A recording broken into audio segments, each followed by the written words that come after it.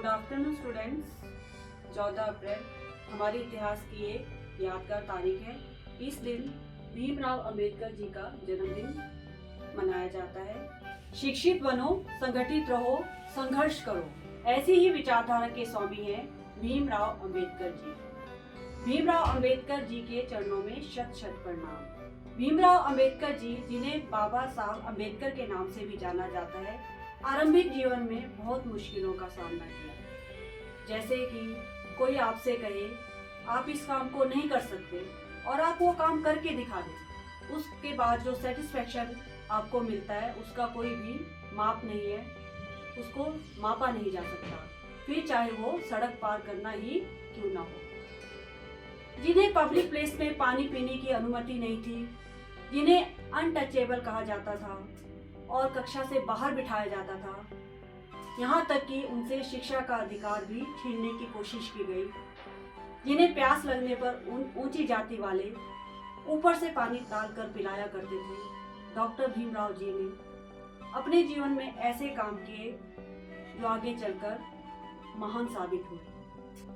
भीमराव अंबेडकर जी को हमारे संविधान का पिता माना जाता है, क्योंकि इन्होंने हमारे संविधान की स्थापना करने में मदद की थी।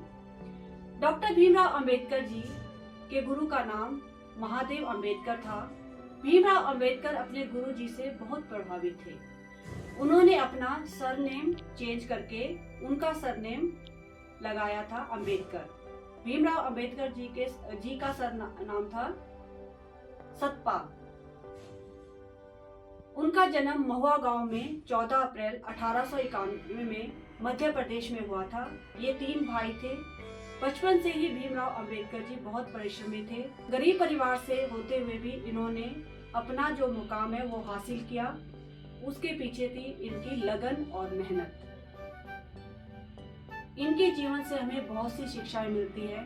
मैं चाहती हूँ हम उन शिक्षाओं का अमल करते हुए अपने जीवन में लाएं। पहला है शिक्षा की इच्छा। भीमराव अंबेडकर जी चाहते थे कि सभी लोगों के मन में शिक्षा ग्रहण करने की इच्छा होनी चाहिए। भीमराव अंबेडकर जी 18 घंटे पढ़ा करते थे। उन्होंने अपनी लगन और मेहनत से जो कोर्स 8 साल में पूरा होता था, वो कोर्स सिर्फ 2 साल 3 महीनों में पूरा कर दिया। ये परिणाम था उनकी लगन, मेहनत और परिश्रम का।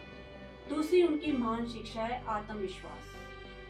भीमराव अंबेडकर जी चाहते थे कि हर एक व्यक्ति के अंदर आत्मविश्वास होना चाहिए। वो इतने आत्मविश्वासी थे कि वो अपने महान जो नेता थे हमारे महात्मा गांधी जी, अगर उनकी विचारधारा उनकी समझ में नहीं आती थी तो उनका विरोध कर दिया करते थे। तीसरी महान शिक्षा है उनकी, जिंदगी लंबी नहीं पर महान होनी चाहिए। वो चाहते थे कि जिंदगी को जीने का एक उद्देश्य होना चाहिए।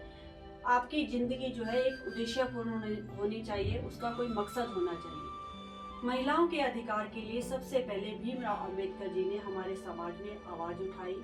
महिलाओं को जो अधिकार प्राप्त नहीं थे, वो सबसे पहले भीमराव अंबेडकर जी ने हमारे समाज में महिलाओं को प्रदान किए।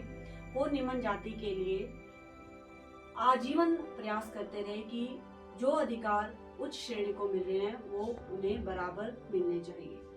महिलाओं के साथ साथ भीमराव अंबेडकर जी सभी के अधिकारों के बारे में सोचते थे और उन्हें अधिकार प्राप्त करने के लिए कोशिश भी करते थे। उन्होंने हमारे संविधान की स्थापना की।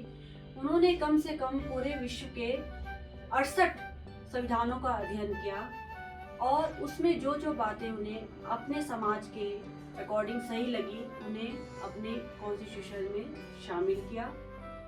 भीमराव अंबेडकर के जीवन से हमें बहुत सी प्रेरणाएं मिलती हैं। अगर उनकी शिक्षाओं में से एक को भी अपने जीवन में धारण कर लेंगे तो हम अपने जीवन के उद्देश्य को प्राप्त कर सकते हैं। भीमराव अंबेडकर जी नीले रंग का कोट पहनते थे। नीला रंग उनका फेवरेट रंग था। उन्होंने नीले रंग को इसलिए अपना फेवरेट बनाया क्योंकि आसमान जो है वो भी नीले रंग का होता है और सबके लिए समान होता है, इसलिए वो हमेशा नीले रंग को महत्व देते थे। हमारी तरफ से इस पुण्य आत्मा के चरणों में बार बार प्रणाम हो। हम आजीवन इनके आभारी रहेंगे, क्योंकि इन्होंने हमें प्रभावित कॉन्स्टिट्यूशन संविधान को स्थापित करके हमारे जीवन को सफल बनाया है। धन्यवाद। जय भारत। मुझे वो तो नहीं उनका समझ आती